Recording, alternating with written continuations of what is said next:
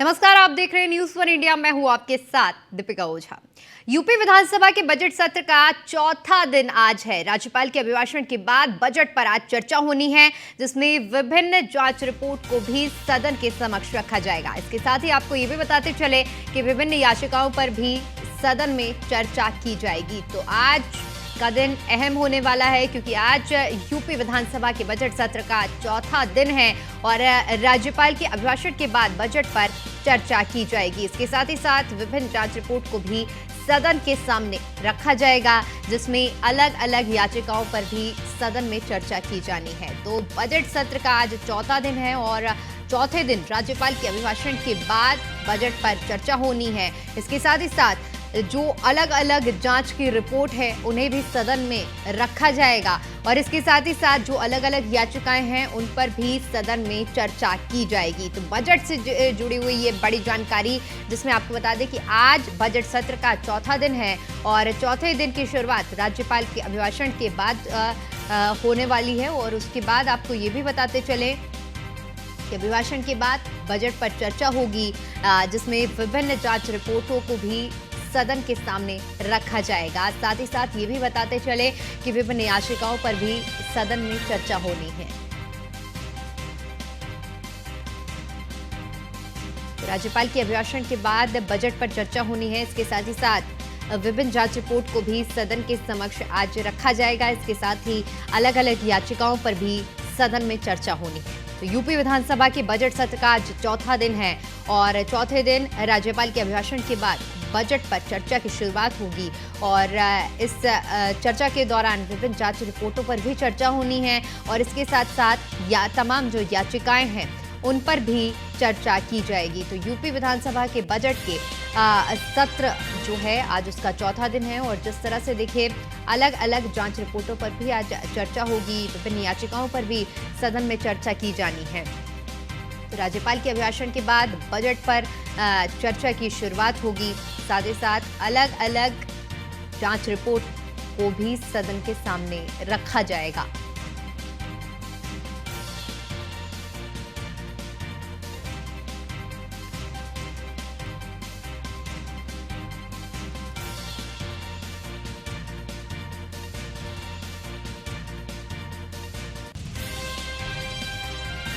UP budget सत्र का आज चौथा दिन है और चौथे दिन के बजट सत्र की शुरुआत राज्यपाल के अभिभाषण के बाद होगी और उसके बाद बजट पर चर्चा भी की जाएगी।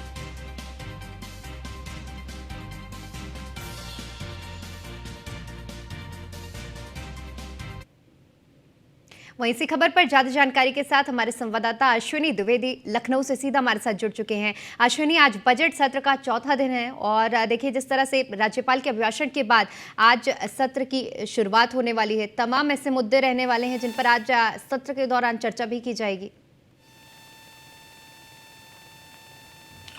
बिल्कुल, आज बजट सत्र का चौथा दिन है। कल देखा गया कि 7,36,433 करोड़ का जो बजट था, एक बृहद बजट उत्तर प्रदेश सरकार ने पेश किया और ये अब तक का इतिहास का सबसे बड़ा बजट उत्तर प्रदेश विधानसभा का था। इसमें तमाम विभागों को अलग अलग जो है पैसा भी बांट दिया गया। सबसे ज़्यादा एजुकेशन पर ध्यान दिया। सबसे ज़्यादा जो बजट दिया गया है 70,000 करोड़ से ज़्यादा का, वो शिक्षा के लिए दिया गया, जो बेहद ही ज़रूरी है। सरकार इसको बखूबी जानती है कि अगर व्यक्ति से बच्चे हैं वो शिक्षित होंगे तो निश्चित तौर पर आने वाला भविष्य उत्तर प्रदेश का वो बेहतर होगा। निश्चित तौर पर आज राज्यपाल का अभिभाषण हुआ था, उस पर चर्चा होगी। साथ ही साथ बजट पर चर्चा होगी और बजट के चर्चा के दौरान कहीं ना कहीं हंगामे के भी आसार है, क्योंकि विपक्ष कल लगातार हंगामे करने की कोशिश कर रहा था। अखिलेश यादव ने प्रेस कॉन्फ्रेंस करके इस बजट को शून्य बताया था। तो ऐसे में कहीं ना कहीं विधानसभा एक बड़ा पटल होता है, बड़ा स्थान होता है, जहां पर विपक्ष जब अगर विरोध करता है तो जनता की सीधे निगाहों में आता है। तो निश्चित तौर पर कहीं ना कहीं अपना ये हक कहीं ना कहीं विपक्षी पार्टियां नहीं छोड़ना चाहेंगी और आज कहीं ना कहीं सदन में हंगामे के आसार है और संभवतः विपक्षी पार्टियां वॉकआउट भी कर सकती हैं। साथ ही साथ आज विभिन्न जो जांच रिपोर्ट हैं, पहले याचिकाएं आई थी जिन पर जांच के आदेश दिए गए थे, उनमें जांच हुई थी, उनकी जांच रिपोर्टें आई हैं, उन पर भी चर्चा होगी, साथ ही साथ नई याचिकाओं को लेकर के भी चर्चा होगी। तो निश्चित तौर पर आज ये तमाम जो शेड्यूल है पूरे दिन का विधानसभा सत्र का वो रहेगा। इस दौरान कहीं ना कहीं विपक्षी पार्टियां जो है आज तैयारी के साथ आएंगी, कहीं सत्ता पक्ष भी अपनी तैयारी के साथ सदन में मौजूद रहेगा। जी बिल्कुल अश्विनी, देखिए जिस तरह से ये बजट पेश किया गया है जिसमें हर एक तबके को एक साथ लेकर सरकार ने पूरे चलने का काम किया है, चाहे बात इंफ्रास्ट्रक्चर की बात की जाए या धार्मिक स्थलों के मथुरा की बात की जाए, अयोध्या की बात की जाए, सबके लिए एक अलग ही प्रावधान और हर एक तबके को जिस तरह से मैं जिक्र कर रही हूं कि अलग जगह दी गई है इस बजट के जरिए। आप याचिकाओं का भी जिक्र कर रहे थे, मैं आपसे समझना चाहूंगी कि क्या मुख्य तौर पर किन याचिकाओं पर आज चर्चा हो सकती है और जो समन्वय बैठाकर पूरी तरह से बजट पेश किया गया है यूपी सरकार की ओर से, ऐसे में समझना चाहूंगी कि इसके बाद बिल्कुल याचिकाओं से का मतलब होता है कि तमाम शिकायतें वो होती हैं जो अमूमन जो सदन के सदस्य होते हैं सदन में उठाते हैं, उन पर चर्चा होती है कि इनमें जांच होनी चाहिए कि नहीं होनी चाहिए। अगर सदन मंजूरी देता है तो आगे जांच होती है। ये जो जांच रिपोर्ट आज आएंगी वो कहीं ना कहीं पिछली याचिकाओं की जांच रिपोर्ट आएगी, जिन पर आज चर्चा होगी कि आखिर इसका सल्यूशन क्या निकला, क्या जांच रिपोर्ट में आया, क्या वाकई में जो याचिकाएं की गई थी वो सही थी, उन पर चर्चा की गई थी सही था, या इस तरीके से काम होता है। निश्चित तौर पर अगर बात करें बजट आवंटन की तो अलग अलग विभागों को बेहतर बजट दिया गया है। सबसे ज्यादा बजट जो है प्राथमिक शिक्षा को दिया गया, 76,000 करोड़ का दिया गया। इसके अलावा ऊर्जा को 50,000 के करीब में जो बजट दिया गया।